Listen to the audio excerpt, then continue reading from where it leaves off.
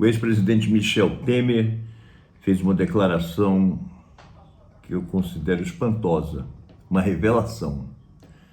Ele disse que acha que a facada ou a punhalada, como ele prefere, que vitimou o candidato Jair Bolsonaro na campanha de 2018, ajudou a se eleger, ajudou a ficar na mídia mais tempo do que deveria, do que seria de se esperar, porque ele ficou exposto a essa questão da facada, a recuperação, essa conversa toda.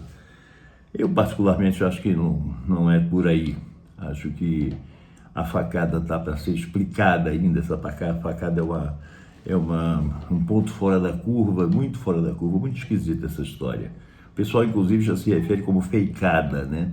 Mas eu não vou entrar nessa onda.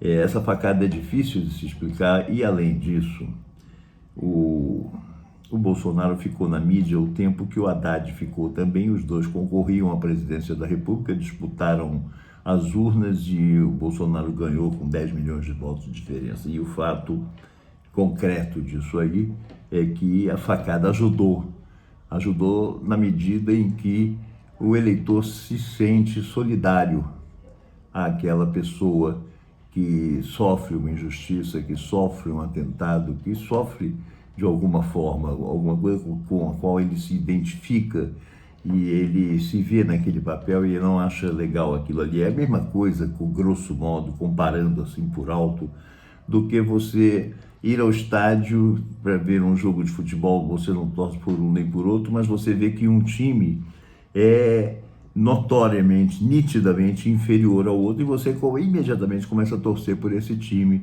E se esse time ganha, faz um gol, você se esmera, grita, esperneia, como se fosse o seu próprio time. É assim que funciona a cabeça das pessoas e eu acho que por isso Bolsonaro ganhou muito politicamente com a facada. Mas o Temer entrou nessa história aqui, nesse comentário hoje, porque eu ouvi em algum lugar que ele foi para lá com o Lula para anistiar o Bolsonaro. Isso mesmo, anistiar. A mesma coisa que o Bolsonaro fez com aquele Silveira, aquele deputado que foi condenado pelo STF, e no mesmo dia o Bolsonaro deu a ele o perdão, a graça presidencial e livrou ele da cadeia onde ele deveria estar, e ele, por isso, está aí candidato hoje a um cargo de deputado federal. O Bolsonaro seria aquinhoado com um perdão semelhante por parte do presidente Lula eleito a pedido do necromante Michel Temer. E quando eu digo que ele é um necromante é porque ele adivinha o passado, ele não adivinha o futuro, ele adivinha, eu acho, hoje, em 2022, ele diz, eu acho, na minha opinião, aquela facada ajudou o Bolsonaro, uma coisa que é digna do conselheiro Acácio. O conselheiro Acácio era aqueles assim, que costumava dizer, quando chove, as ruas ficam todas molhadas. Eram umas pensatas, assim, umas coisas interessantes, óbvias, né? E o Temer está se exercitando nesse mistério das previsões do passado, da necromancia. E eu, particularmente, comecei a meter o bedelho nessa história, porque, para mim, o Temer não tem direito a nenhuma complacência, a nenhum perdão, além do que ele já tem.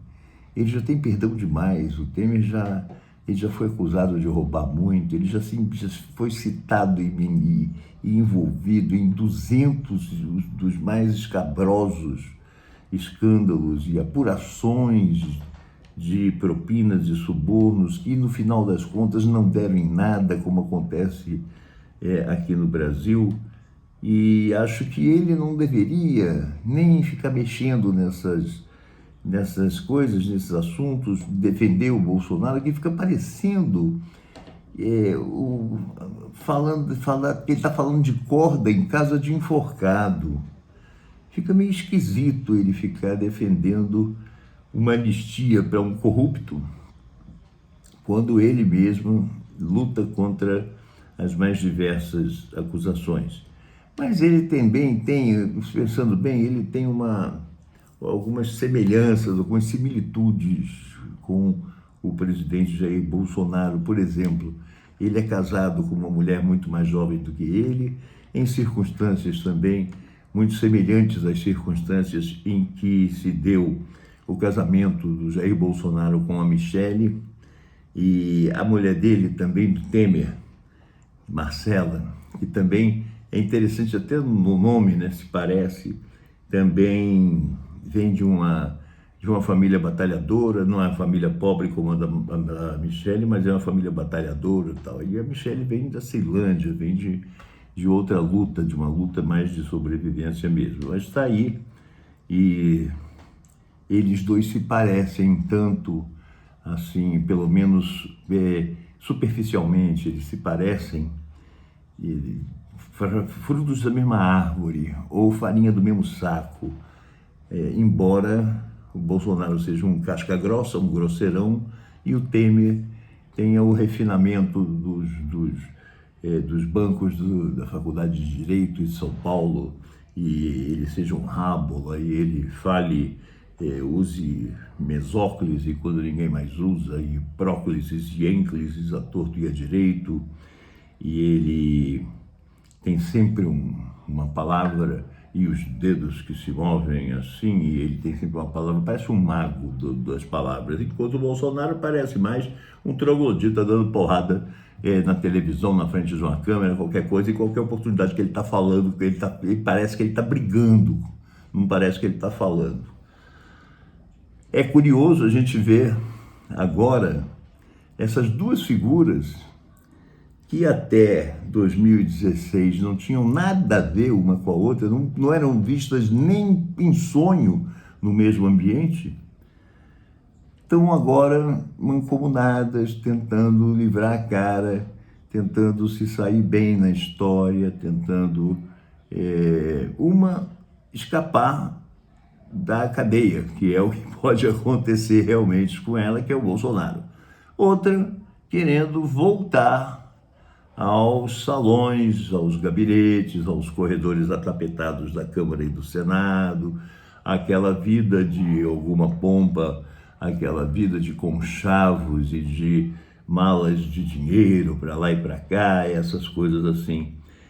De qualquer forma, qualquer que seja o resultado dessa união dos dois, a união seja permanente ou seja apenas provisória, apenas uma coisa momentânea, tenham certeza só de uma coisa: não é legal para a gente, não é legal para o país e não é legal para o presidente que vai assumir, no caso, o Lula.